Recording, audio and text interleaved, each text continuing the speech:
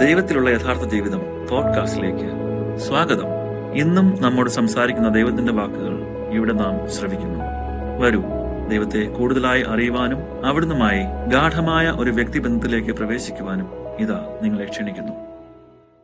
Episode 43. 16/8/1987.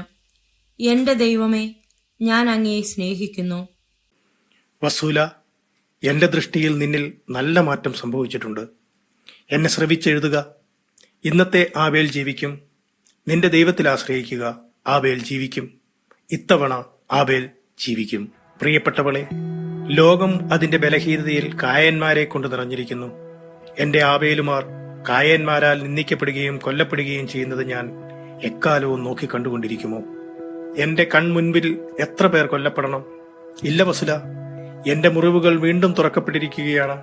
ഈ തലമുറ കായന്മാരുടെ സന്തതി പരമ്പരയാണ്. പ്രിയപ്പെട്ടവളെ, ഓരോ തവണയും ഒരു ആബേൽ ഉയർന്നു വരുമ്പോൾ യാതൊരു മടിയും കൂടാതെ ഒരു കായേൻ തന്റെ കുറ്റകൃത്യം ആവർത്തിക്കുന്നു. പ്രിയപ്പെട്ടവളെ, നീ ഇക്കാര്യം മനസ്സിലാക്കുക. ദൈവം സങ്കടത്തോടെയാണ് ഇത് പറയുന്നത്. ഞാനും സങ്കടത്തിലായി. എന്താണ് അതിന് കാരണം?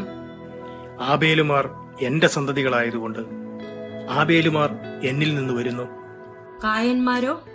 കായന്മാരോ അവർ ഈ ലോകത്തിൻ്റെതാണ്. അവർ മനുഷ്യരിൽ നിന്നുള്ളവരാണ്. എന്നാൽ ഇത്തവണ ഞാൻ കായേന്റെയും ആബേലിന്റെയും മധ്യേ ഇടപെടും. കായേനിൽ നിന്നുള്ളതെല്ലാം ഞാൻ ഉന്മൂലനം ചെയ്യും. ഞാൻ കായേനിൽ നിന്ന് അവന്റെ ആയുധം പിടിച്ചു മാറ്റി അവനെ നിരായുധനാക്കും, അവനെ നഗ്നനാക്കും. അവൻ ആബേലിനെ നിരായുധനായി നേരിടേണ്ടി വരും. വസൂല, ഞാനിതെല്ലാം നിനക്ക് വ്യക്തമാക്കി തരികയാണ്. എന്നെ നോക്കുക. എന്റെ അധരങ്ങളെ നീ നിരീക്ഷിക്കുമ്പോൾ നിനക്ക് മനസ്സിലാകും. ഇപ്പോഴും നീ എനിക്ക് വേണ്ടി പ്രവർത്തിക്കുവാൻ തയ്യാറാണോ? അതേ ദൈവമേ, അങ്ങനെ അനുവദിക്കുകയാണെങ്കിൽ. അതേ കർത്താവെ, എനിക്ക് സന്തോഷമാണ്. കർത്താവ് പുഞ്ചിരിക്കുന്നു. എന്നാൽ വരൂ, നമുക്കൊന്നിച്ച് പ്രവർത്തിക്കാം. 20/8/1987. എന്റെ ദൈവമേ, ഞാനാണ്. അങ്ങ് കഴിഞ്ഞ ദിവസം നൽകിയ സന്ദേശം എനിക്ക് മനസ്സിലാക്കുവാൻ കഴിഞ്ഞെന്ന് തോന്നുന്നു. കുഞ്ഞെ, നീ ഒരു ഭാഗം മാത്രമേ മനസ്സിലാക്കിയിട്ടുള്ളൂ. കായൻ എന്ന് ഞാൻ മനസ്സിലാക്കിയതിൽ മനുഷ്യരുടെ ശാസ്ത്ര സാങ്കേതിക അറിവ്, ആത്മീയമല്ലാത്തവ എന്നിവ ഉൾപ്പെടുമോ? അതെ, കായൻ പ്രതിനിധീകരിക്കുന്നത് ലോകത്തിൻ്റെതായ എല്ലാ കാര്യങ്ങളെയുമാണ്. എഴുതുക. എന്റെ കണ്ണുകൾ വെറുക്കുന്ന എല്ലാറ്റിനെയുമാണ് കായൻ പ്രതിനിധീകരിക്കുന്നത്. ഈ യുഗത്തിലെ തിന്മകൾ, ഭൗതികവാദം, വിപ്ലവങ്ങൾ, വെറുപ്പ്, യുക്തിവാദം, ഞാൻ തിരഞ്ഞെടുത്തവരെ പീഡിപ്പിക്കൽ, അധാർമികത, ഇവയെല്ലാമാണ് കായേൻ പ്രതിനിധീകരിക്കുന്നത്. എന്റെ പ്രതിച്ഛായയിൽ ഞാൻ രൂപം കൊടുത്ത ആബേലിനെ കായേൻ ഒരിക്കലും മനസ്സിലാക്കുവാൻ കഴിഞ്ഞില്ല. ആബേൽ എന്നിൽ നിന്ന് വരുന്നു. അവൻ എന്റെ സന്തതിയാണ്. ഇതിന്റെ അർത്ഥം ആബേൽ ആത്മീയനും അങ്ങയെ സ്നേഹിക്കുന്നവനും ആണെന്നല്ലേ? കൃത്യമായി അങ്ങനെ തന്നെ. ഈ വ്യത്യാസം കൊണ്ട് തന്നെയാണ് ആബേലിനെ കായേൻ വെറുത്തത്. ഞാൻ പറഞ്ഞിട്ടുണ്ടല്ലോ, ആത്മാവിൽ നിന്ന് വരുന്നത് ബുദ്ധിമാന്മാർ ഗ്രഹിക്കുകയില്ലെന്ന്. കർത്താവെ, ഒരു കാര്യത്തെക്കുറിച്ച് ഞാൻ വിഷമിക്കുന്നു.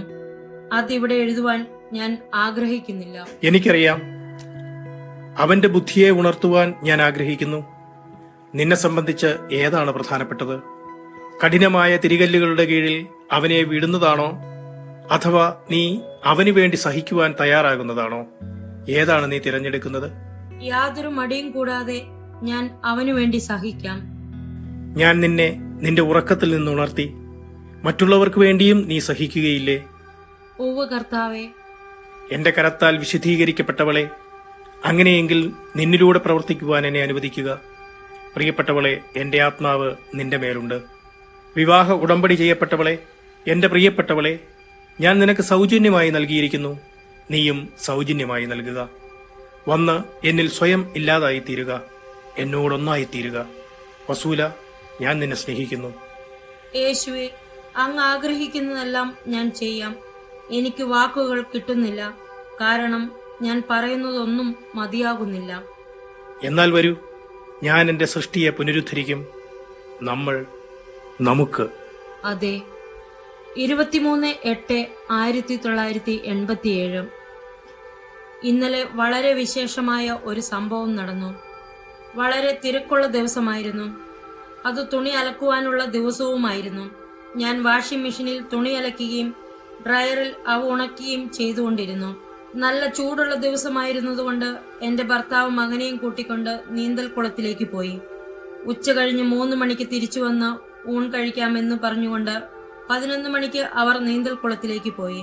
ഉച്ചഭക്ഷണം 3 മണിക്ക് എനിക്ക് തയ്യാറാക്കണം. ഞാൻ മാത്രമേ വീട്ടിലുണ്ടായിരുന്നുള്ളൂ. വീട്ടിൽ പലവിധ ജോലികളിൽ ഞാൻ വ്യാപൃതയായി. 2 മണിക്ക് 10 മിനിറ്റുള്ളപ്പോൾ ഞാൻ ഉച്ചഭക്ഷണം തയ്യാറാക്കുവാൻ അടുക്കളയിലേക്ക് ചെന്നു. ബട്ടർ ഉരുക്കുന്നതിന് ഞാൻ അടുപ്പിന്റെ സ്വിച്ച് ഓൺ ചെയ്തു. പെട്ടെന്ന് എല്ലാ ലൈറ്റുകളും ഓഫായിപ്പോയി. മെയിൻ സ്വിച്ച് തനിയെ ഓഫായിപ്പോയി. എല്ലാ മെഷീനുകളും പ്രവർത്തനം നിർത്തി. വീട്ടിൽ എവിടെയെങ്കിലും കറണ്ട് ഉണ്ടോ എന്ന് ഞാൻ പരിശോധിച്ചു. വീട്ടിൽ മൊത്തം കറണ്ട് നിലച്ചു. ഫ്യൂസ് മാറ്റുവാൻ നോക്കിയപ്പോൾ മനസ്സിലായി എന്റെ ഭർത്താവ് ഫ്യൂസുകൾ മറ്റെവിടെയോ മാറ്റിവെച്ചിരിക്കുന്നു. അന്ന് ഞായറാഴ്ചയായിരുന്നതിനാൽ കടകളെല്ലാം അടച്ചിരിക്കുന്നു. ഞങ്ങളുടെ കാർ കേടായതിനാൽ അത് ഉപയോഗിക്കുവാനും പറ്റുന്നില്ല. എനിക്ക് നിരാശ തോന്നി. നിരാശ മൂലം ഞാൻ ബെഡ്റൂമിലേക്ക് പോയി. ഏതാണ്ട് 5 മിനിറ്റ് സമയം കഴിഞ്ഞപ്പോൾ അടുക്കളയിൽ നിന്ന് എന്തോ ശബ്ദം കേട്ടു. ഞാൻ അടുക്കളയിൽ ചെന്നപ്പോൾ അടുപ്പ് പ്രവർത്തിക്കുന്നുണ്ട്. എന്നാൽ മറ്റു മെഷീനുകൾ ഒന്നും പ്രവർത്തിക്കുന്നില്ല. വീട്ടിൽ മറ്റൊരിടത്തും കറണ്ട് ഇല്ലായിരുന്നു. മെയിൻ സ്വിച്ച് ഓഫായി കിടക്കുമ്പോൾ അടുപ്പ് പ്രവർത്തിക്കുന്ന കാര്യം എനിക്ക് മനസ്സിലാക്കുവാൻ കഴിഞ്ഞില്ല. ഞാൻ ഭക്ഷണം തയ്യാറാക്കി. 3 മണിക്ക് എന്റെ ഭർത്താവ് തിരിച്ചെത്തിയപ്പോൾ ഞാൻ ഇക്കാര്യം പറഞ്ഞു. അദ്ദേഹം വീട് പരിശോധിച്ചപ്പോൾ അടുപ്പൊഴികെ മറ്റൊരിടത്തും കറണ്ടില്ല. മെയിൻ സ്വിച്ച് പരിശോധിച്ചപ്പോൾ അത് പ്രവർത്തനരഹിതമായി കിടക്കുന്നത് അദ്ദേഹം കണ്ടു. എന്നാൽ മീറ്റർ കറങ്ങിക്കൊണ്ടിരുന്നു. എന്നാൽ ഭക്ഷണം തയ്യാറായിരിക്കുന്നു എന്ന് ഞാൻ പറഞ്ഞ നിമിഷത്തിൽ തന്നെ മീറ്റർ കറങ്ങുന്നത് നിന്നുപോയി. പക്ഷേ അടുപ്പ് പ്രവർത്തിക്കുന്നു. ഞാൻ അടുപ്പ് ഓഫാക്കി. പിന്നീട് എന്റെ ഭർത്താവ് ഫ്യൂസ് മാറ്റി. അപ്പോൾ കറണ്ട് പ്രവർത്തിക്കുവാൻ തുടങ്ങി. അദ്ദേഹത്തിനും ഇക്കാര്യം വിശദീകരിക്കുവാൻ കഴിഞ്ഞില്ല. ആഗസ്റ്റ് നമ്മുടെ വാർഷിക ഉത്സവമാണ്. നമ്മുടെ ഉത്സവം തടസ്സപ്പെടുത്തുവാൻ നമ്മൾ ആഗ്രഹിക്കുന്നില്ല. അങ്ങ് എന്താണ് അർത്ഥമാക്കുന്നത്? നമ്മുടെ വാർഷിക ഉത്സവ സമയത്ത് നീ വിഷമിക്കുവാൻ ഞാൻ ആഗ്രഹിക്കുന്നില്ല. റസൂല, നീയാണ് എന്റെ പുഷ്പം. പുഷ്പം എന്തിനെ സൂചിപ്പിക്കുന്നുവെന്ന് നിനക്കറിയാമോ? പുഷ്പം ബലഹീനതയുടെ പ്രതീകമാണ്. അതുകൊണ്ടാണ് നിന്റെ ബലഹീനത നിനക്ക് ദോഷം ചെയ്യാതിരിക്കാൻ ഞാൻ വേണ്ട കരുതലെടുക്കുന്നത്. ദൈവമേ, അങ്ങേക്ക് നന്ദി. അങ്ങ് എന്റെ ഏറ്റവും അടുത്തുണ്ടെന്ന് എനിക്കറിയാം. ഞാൻ അങ്ങയെ സ്നേഹിക്കുന്നു. ഞാൻ ഇതിനൊന്നിനും അർഹതയില്ലാത്തവളാണെന്ന് ചിന്തിച്ച് ഞാൻ വിഷമിച്ചു. ഇന്നലെ വൈകുന്നേരം ഞാൻ എന്റെ മകന്റെ മുറിയിലായിരിക്കെ കുന്തിരിക്ക് ധൂപത്തിന്റെ സുഗന്ധം അനുഭവപ്പെട്ടു. സുഗന്ധം മുറിയുടെ ഒരു പ്രത്യേക ഭാഗത്തു മാത്രമേ ഉണ്ടായിരുന്നുള്ളൂ. എനിക്ക് സന്തോഷമായി. എന്റെ ദൈവമേ, ഞാനാണ്. ഞാൻ നിന്നെ സ്നേഹിക്കുന്നു. സംശയിക്കരുത്. നീ ഒറ്റയ്ക്കല്ല. പുഷ്പമേ, യേശുവായ ഞാൻ നിന്നോടൊപ്പമുണ്ട്. ഞാൻ നിന്നെ എപ്പോഴും ഭോഷത്വത്തോളം സ്നേഹിച്ചു. നിന്നെ പഠിപ്പിച്ചിട്ടുള്ളതുപോലെ നിന്റെ സുഗന്ധം പരത്തുക. എന്റെ ഉദ്യാനം അലങ്കരിക്കുക. എന്നെ സന്തോഷിപ്പിക്കുക. വരൂ റസൂല, നീ എന്നെ മനസ്സിലാക്കുവാൻ തുടങ്ങിയിരിക്കുന്നു. ഇപ്പോൾ ഞാൻ നിന്നെ ന്യായമായി എല്ലാവരിൽ നിന്നും വേർപെടുത്തിയിരിക്കുന്നു. പ്രിയപ്പെട്ടവളെ, ഞാൻ നിന്നോട് ചെയ്തത് എന്താണെന്ന് നീ അറിഞ്ഞില്ല. എന്റെ ഹൃദയത്തിന്റെ അഭിലാഷങ്ങൾ നിന്റെ ചെവിയിൽ പറഞ്ഞു തരേണ്ടതിനായി എല്ലാവരിലും നിന്ന് നിന്നെ വേർപെടുത്തുവാൻ വേണ്ടി എന്റെ കരം കൊണ്ട് നിന്റെ തോളിൽ ഞാൻ പിടിച്ചു മാറ്റിയത് നീ അറിഞ്ഞുവോ? ഇപ്പോൾ നീ തലയുയർത്തി നോക്കുമ്പോൾ നിനക്ക് ചുറ്റും ഞാനല്ലാതെ വേറെ ആരുമില്ലെന്ന് നീ പെട്ടെന്ന് മനസ്സിലാക്കുന്നു. ഞാൻ നിന്നെ എത്രമാത്രം സ്നേഹിക്കുന്നു. എനിക്ക് വളരെ സന്തോഷമുണ്ട്. എന്നോടൊപ്പം മാത്രമായിരിക്കുവാൻ വേണ്ടി നിന്നെ തന്നെ ഒരുക്കുക. അതെ, നമ്മൾ രണ്ടുപേരും മാത്രം. ഞാനും നീയും, നീയും ഞാനും മാത്രം. അല്ലയോ വസൂല, ഇപ്പോൾ നീ എന്നെ നോക്കുക. വസൂല, നിന്റെ ദൈവമായ എന്നെ നോക്കുക. ഇപ്പോൾ മുതൽ നിനക്ക് ഞാൻ മാത്രമായിരിക്കും നിന്റെ ദൈവം. ഞാനാണ് നിന്റെ ദൈവം. ഞാനാണ് നിന്റെ പരിശുദ്ധനായ കൂട്ടുകാരൻ. ഞാനാണ് നിന്റെ രക്ഷകൻ. ഞാനാണ് നിന്റെ മണവാളൻ. നിന്റെ ആവശ്യങ്ങളെല്ലാം ഞാൻ നിറവേറ്റാം. പ്രിയപ്പെട്ടവളെ, നിനക്ക് സഹായം വേണോ? ഞാൻ നിന്റെ അടുക്കലേക്ക് ഓടിയെത്തും. നിനക്ക് ധൈര്യം ആവശ്യമുണ്ടോ? ഞാൻ നിനക്ക് എന്റെ ശക്തി തരും. നിനക്ക് ആശ്വാസം വേണോ? ഞാൻ നിനക്ക് ആശ്വാസം തരും. എന്റെ കരങ്ങളിലേക്ക് വീഴുക. എന്റെ ഹൃദയത്തിൽ വസിക്കുക. വസൂല, എന്നെ സ്തുതിക്കുക. മകളെ, എന്നെ സ്തുതിക്കുക. വന്ന് എന്നെ മഹത്വപ്പെടുത്തുക. എന്നെ മഹത്വപ്പെടുത്തുക. എന്റെ പാദങ്ങളിൽ സാഷ്ടാംഗം വീഴുക. എന്നെ ആരാധിക്കുക. അല്ലയോ വസൂല, നീ എന്റെ സ്വന്തമായിരിക്കുക.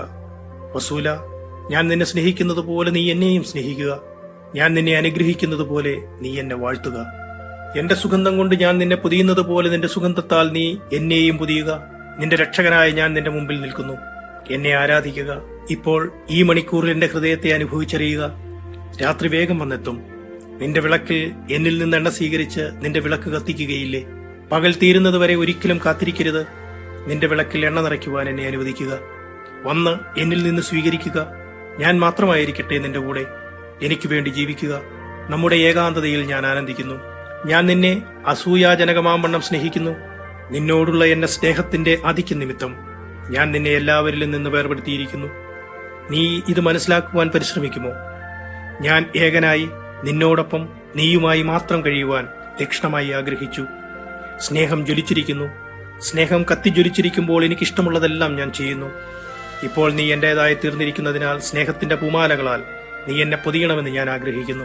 ശിശുക്കളുടേതുപോലുള്ള സംസാരത്താൽ നീ എന്നെ ആനന്ദിപ്പിക്കുക. ഞാൻ ഇഷ്ടപ്പെടുന്നത് പോലെ നിന്നെ സ്നേഹിക്കുവാൻ ഇപ്പോൾ നീ എന്നെ അനുവദിക്കുക. ഞാൻ ആഗ്രഹിക്കുന്നത് പോലെ നിന്നെ ഉപയോഗിക്കുവാനുള്ള സ്വാതന്ത്ര്യം നീ എനിക്ക് നൽകിയിട്ടുള്ളതല്ലേ? കർത്താവെ, ഞാൻ തന്നിട്ടുണ്ട്. എന്നാൽ ഞാൻ ആ സ്വാതന്ത്ര്യം ഉപയോഗിക്കും. എന്റെ വിരൽ നിന്റെ ഹൃദയത്തെ സ്പർശിക്കുന്ന മാത്രയിൽ നീ എന്നിൽ നിന്ന് യാതൊന്നും തടഞ്ഞു വെക്കുകയില്ല. ഇത് നമ്മുടെ ഓഗസ്റ്റ് മാസമല്ലേ? നമ്മൾ നമ്മുടെ വാർഷികം ആഘോഷിക്കുകയാണെന്ന് ഞാൻ എപ്പോഴും നിന്നെ ഓർമ്മിപ്പിക്കും. 24/8/1987. വസൂല, അനുതപിക്കുക. ഞാൻ അനുതപിച്ചു. ഞാൻ നിന്റെ പാപങ്ങൾ ക്ഷമിക്കുന്നു. ഇപ്പോൾ നീ എന്നെ സ്തുതിക്കണമെന്ന് ഞാൻ ആഗ്രഹിക്കുന്നു. വസൂല, സർവശക്തനായ ദൈവത്തിന് മഹത്വമുണ്ടായിരിക്കട്ടെ എന്ന് പറയുക. ഞാൻ ആരാണെന്ന് നിനക്കറിയാമോ? അങ്ങ് ആൽഫയും ഒമേഗയുമാണ്, സർവത്തിന്റെയും സൃഷ്ടാവുമാണ്. എന്റെ കുട്ടി, നീ ശരിയായി പറഞ്ഞിരിക്കുന്നു. ഞാനാണ് ഈ സന്ദേശം എഴുതിയതെന്ന് കാണാതെ തന്നെ എന്റെ സന്ദേശം വായിക്കുകയും ഇത് ഞാൻ എഴുതിയതാണെന്ന് വിശ്വസിക്കുകയും ചെയ്യുന്നവർ അനുഗ്രഹീതർ. എന്റെ സന്ദേശം കേൾക്കുകയും അത് പാലിക്കുകയും ചെയ്യുന്നവർ അനുഗ്രഹീതർ. ഐക്യത്തിനായി പരിശ്രമിക്കുന്നവരും സമാധാനവും സ്നേഹവും പ്രചരിപ്പിക്കുന്നവരും അനുഗ്രഹീതർ. എന്റെ സന്ദേശം പ്രചരിപ്പിക്കുക. എന്റെ സമാധാനം വ്യാപിപ്പിക്കുക. എന്റെ സമാധാനം എല്ലാ ഹൃദയങ്ങളിലും ഭരണം നടത്തട്ടെ. ഒരിക്കലും എന്റെ സ്നേഹത്തെ സംശയിക്കരുത്. എങ്ങനെയാണ് ഞാൻ ഈ സന്ദേശങ്ങൾ പ്രചരിപ്പിക്കേണ്ടത്? എനിക്ക് എന്തു ചെയ്യുവാൻ കഴിയും? ഞാൻ നിസ്സഹായയാണ്. വസൂല, കാത്തിരിക്കുക. നീ കാണും, ഞാൻ നിന്നെ സഹായിക്കും. വരൂ, നമുക്ക്. അതെ എന്റെ ദൈവമേ, നമുക്ക്. നിങ്ങൾ കേട്ടത് ദൈവത്തിലുള്ള യഥാർത്ഥ ജീവിതം പോഡ്കാസ്റ്റ്. അടുത്ത എപ്പിസോഡിൽ വീണ്ടും കണ്ടുമുട്ടുമ്പോഴേക്കും അവിടുത്തെ കരുണാദ്ര സ്നേഹത്തിൽ ഒരു പടി കൂടെ ആഴപ്പെടാൻ ഇടവരട്ടെ.